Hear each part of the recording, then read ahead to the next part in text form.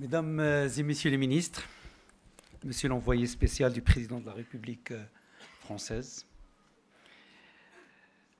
Monsieur l'ambassadeur, Ali Safir, Monsieur l'ambassadeur, Mesdames et Messieurs les directeurs généraux, partenaires et experts, Mesdames et Messieurs, je suis heureux d'être parmi vous aujourd'hui pour l'ouverture de cette 16e conférence de l'énergie dans cette ville emblématique de Ouarzazate, symbole de l'ambition énergétique de notre pays, grâce à la clairvoyance de la stratégie nationale dans ce secteur, impulsée par Sa Majesté le roi Mohammed VI, que Dieu l'assiste. Cette rencontre intervient dans un contexte mondial particulier, marqué par une accélération des transitions énergétiques, par une prise de conscience climatique sans précédent et par une pression croissante sur les ressources naturelles, notamment l'eau et l'énergie.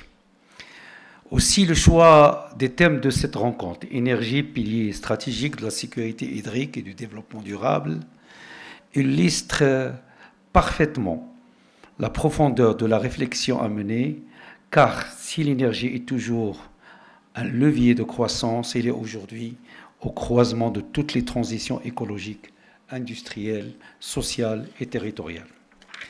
Depuis le début de règne de Sa Majesté le roi Mohammed VI, que Dieu l'assiste, notre pays a engagé une transformation énergétique profonde, progressive et durable. Nous avons investi dans le solaire, l'éolien, l'hydroélectricité et plus récemment dans l'hydrogène vert. Nous avons créé des institutions fortes, renforcé nos capacités de gouvernance et je profite de cette occasion pour saluer le travail considérable et le rôle majeur que jouent les établissements comme Mazen, l'ONE et bien d'autres dans la dynamique exceptionnelle que connaît ce secteur dans notre pays. Nous avons également mobilisé des partenaires internationaux de premier plan, notamment de la France, pays invité d'honneur à cette édition, en faisant le choix stratégique d'ouvrir ce secteur à fort potentiel aux investisseurs privés.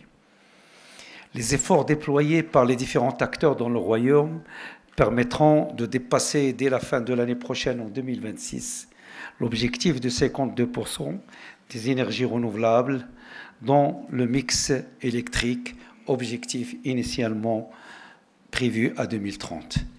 Nous avons visité ce matin le complexe nord de Ouarzazate avec Madame et Messieurs le ministre et nous avons pu constater que ces 4 centrales sont opérationnelles. Je tiens à saluer l'ensemble des acteurs et des équipes pour leur mobilisation remarquable et leur engagement.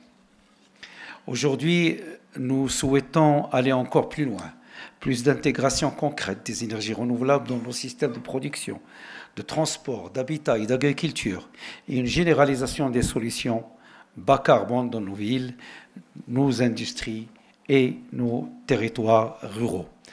En parallèle, l'émergence de technologies de rupture doit être pleinement saisie. L'hydrogène vert, en particulier, représente une opportunité historique pour le Maroc. Dans ce sens, l'offre Maroc pour le développement du secteur de l'hydrogène vert, en cours de mise en œuvre, en application des hautes orientations royales, s'inscrit dans le prolongement de 15 ans d'expérience du Royaume dans le développement des énergies renouvelables et de plus de 30 ans d'ouverture d'investissements privés dans le secteur énergétique. Cette offre est destinée à développer la filière de l'hydrogène vert à travers la mise à contribution de la position privilégiée du Royaume, de ses ressources naturelles riches et diversifiées, de sa situation géographique stratégique et de ses infrastructures aux normes internationales.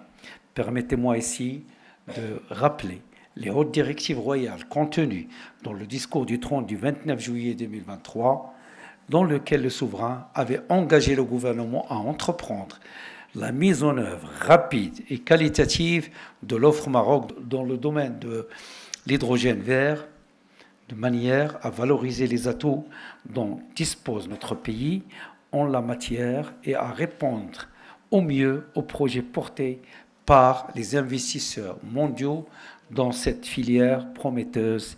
Fin de citation de Sa Majesté. Mesdames et messieurs, parler d'énergie aujourd'hui, c'est aussi parler de l'eau. Le nexus énergie-eau devient une préoccupation majeure et un véritable défi pour plusieurs pays. La synergie entre les politiques de l'eau et de l'énergie devient une exigence. Il implique une approche intégrée, territorialisée, multisectorielle, qui associe l'ingénierie technique, l'intelligence économique et la recherche scientifique, et aussi la participation citoyenne. Au Maroc, le stress hydrique qu'a connu notre pays les 7 dernières années nous impose une refonte totale de notre politique hydrique. L'innovation doit être intégrée à toutes les chaînes de valeur du secteur de l'eau suite aux hautes directives royales depuis la recherche et la mobilisation des ressources jusqu'à leur distribution et leur réutilisation. Aussi, face à l'aggravation des effets de changement climatique et de leur impact sur les ressources en eau d'une part et l'accroissement de la demande en eau d'autre part, notre pays s'est engagé conformément aux hautes orientations royales pour la réalisation d'un programme d'envergure de dessalement.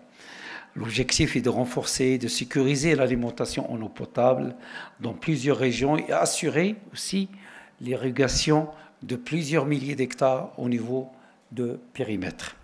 Par ailleurs, l'alimentation des stations de dessalement par les énergies renouvelables permet, et vous le savez, d'atteindre 2 objectifs majeurs, la réduction de l'empreinte carbone d'unités de dessalement et la réduction du coût de mètre cube d'eau dessalée, comme c'est le cas pour ce grand projet de dessalement à Dakhla en cours de réalisation par Nariva Énergie.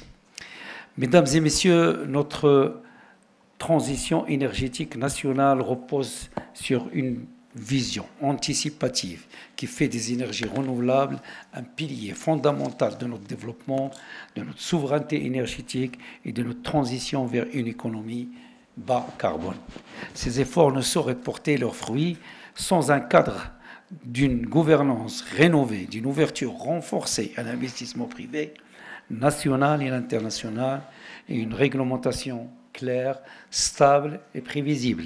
C'est dans ce sens que s'inscrit la réforme globale du secteur énergétique, engagée par le gouvernement en parfaite cohérence avec les hautes directives royales. Il vise à renforcer la compétitivité du secteur, à valoriser les ressources locales et à faire du Maroc une plateforme régionale et d'échange énergétique. Enfin, la transition énergétique doit constituer un levier d'équité territoriale à travers des politiques inclusives, une planification fine, des mécanismes de financement adaptés, sans oublier l'importance de la formation, de la recherche appliquée et l'innovation technologique. Car il ne peut y avoir de transition réussie sans compétences nationales. C'est pourquoi nous devons encourager nos universités, nos centres de recherche et nos jeunes entrepreneurs à contribuer activement à cette révolution énergétique qui est en cours.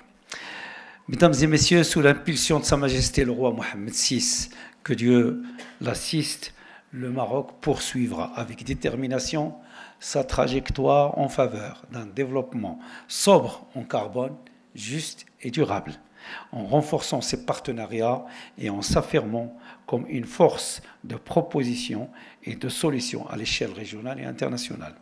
Cette conférence représente à cet égard une occasion précieuse pour renforcer les synergies et définir ensemble les contours d'un futur énergétique durable et équitable. Je vous remercie.